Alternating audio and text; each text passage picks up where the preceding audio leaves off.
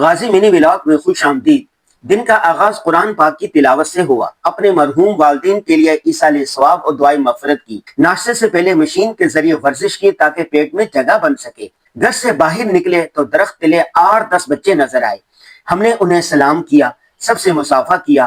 بچے بہت خوش ہوئے۔ پھر ہم نے بچوں سے پوچھا کہ بیٹا آپ لوگ اسکول مدرسہ کیوں نہیں گئے؟ مختلف بچوں نے اپنے اپنے عذر بیان کیے۔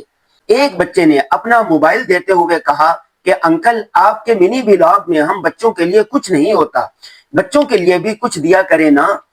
بچوں کی بات درست ہے، آئندہ سے ہم کوشش کریں گے کہ بچہ پارٹی کے لیے بھی کچھ نہ کچھ ضرور ہو۔ بچوں نے ہمارے ساتھ سیلفیاں بھی لی۔ آفس پہنچ کر سب سے پہلے اخبارات کا مطالعہ کیا، اہم خبروں کو ہائی لائٹ کیا، روٹین اور معمول کے سارے کام نمٹائے، صحافت کے طلبہ کو لیکچر دیا، عملی مشق بھی کروائی۔